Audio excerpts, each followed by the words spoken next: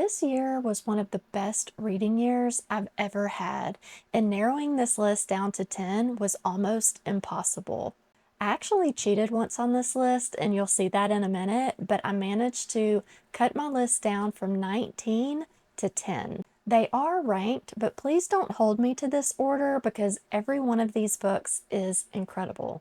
Coming in at number 10, we have a book that I just finished reading, and that is The River Has Roots by Amal El-Mohtar. Amal El-Mohtar is half of the writing duo that wrote This Is How You Lose the Time War, so I was really anxious to see what she would do with The River Has Roots, and it did not disappoint. This book is essentially about the love of two sisters. In The River Has Roots, two sisters sing to the river and sing to the willows. And if you are able to listen to this in audiobook format, I highly recommend that because it completely elevated my experience. Coming in at number 9, we have what may be a bit of a divisive read this year, and that is Katabasis by R.F. Kuang. In Katabasis, we follow two graduate students into hell as they journey to save their professor's soul. And this is a very nuanced look at academia and women in academia, and I am in the camp of really enjoying this one, which is why it is coming in at number 9. That is Katabasis by R.F. Kuang. Coming in at number 8, we have The Bone Ships by R.J. Barker. I really fell in love with R.J. Barker's writing this year, starting with The Bone Ships. This is the first book in the Tide Child trilogy, and in this we're following a crew that is completely made up of prisoners. And in this world, the ships are made out of the bones of sea dragons, and it has been quite some time since anybody has seen sea dragons in this world. The world building is really lush, and R.J. Barker's writing is one that you just have to give yourself over to and trust that all of the pieces are going to fall into place. And I just really enjoyed this one. It has pirates and nautical fantasy. It has creatures in the water and off the water. And again, I just really enjoyed this one. This is The Bone Ships by R.J. Barker. And then coming in at number 7, we have Jade City by Fonda. This is an urban fantasy that follows two rival clans. They are rival families that are living in a world where their magic is tied to Jade. And this one was just a lot of family drama and a really awesome magic system. This was actually my first read of the year, which set an incredible tone for the rest of the year, and that is Jade City by Fonda. And then coming in at number 6, we have Shroud by Adrian Tchaikovsky. I am a big fan of Adrian Tchaikovsky, and I think this is my favorite Adrian Tchaikovsky that I have read so far. In Shroud, we are following two main characters who crash land on a moon called Shroud that is absolutely pitch black. And not only do they have to navigate the landscape of Shroud and figure out how to get back up to their mothership, basically, they also have to navigate the alien life forms there. And this was just an incredible read. It is dark, it is imaginative, and I had so much fun reading this one. This one is Shroud by Adrian Tchaikovsky. And then number 5 on my list is The Fifth Season by N.K. Jemisin. This is the first book I have read by N.K. Jemisin, but it definitely will not be my last. Her writing is absolutely incredible. This is the first book in the Broken Earth trilogy. This is a dystopian book, but it also has fantastical magic. This was a perfect blend of science fiction and fantasy, and I cannot wait to dive back into this trilogy in the coming year. This is The Fifth Season by N.K. Jemisin. Coming in at number 4, we have Infinity Gate by M.R. Carey. This is the first half of the Pandemonium duology.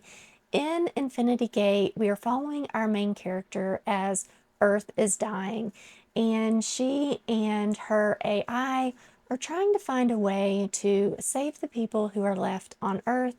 And she discovers that you are able to hop between worlds, but there is also an overarching government who watches the travels between worlds.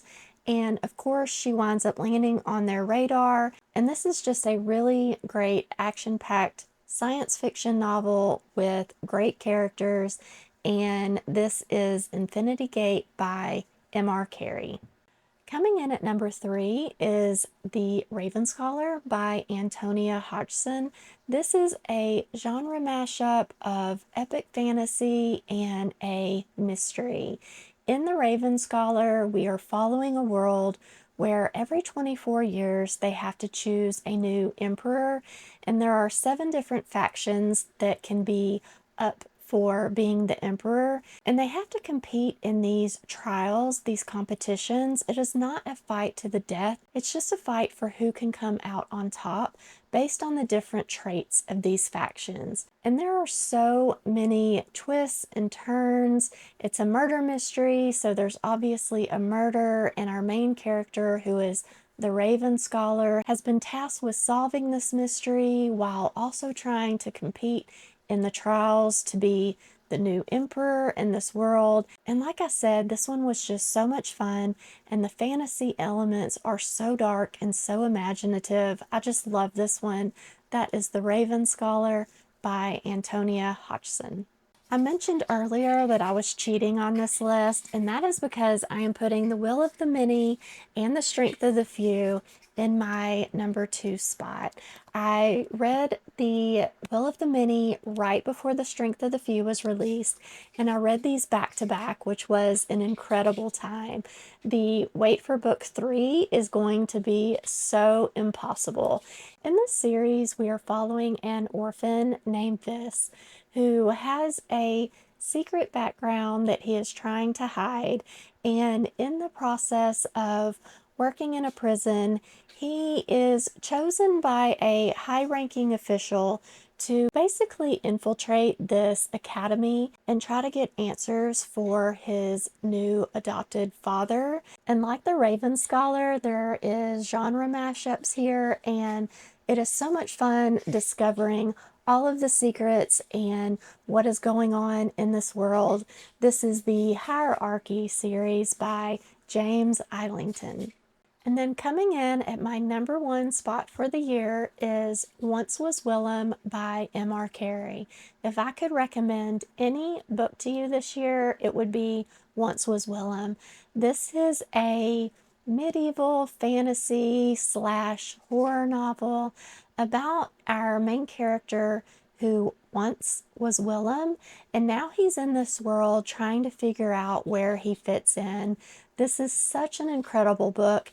M.R. Carey is my favorite author. You saw him earlier in the multiverse novel Infinity Gate, which is a science fiction novel. He is so versatile, and he changes his voice and his styling to fit every book that he writes perfectly.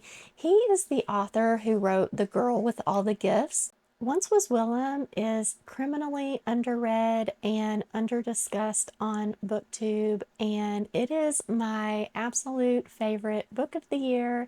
That is Once Was Willem by M.R. Carey. And that is my list for 2025. Thank you so much for joining me today.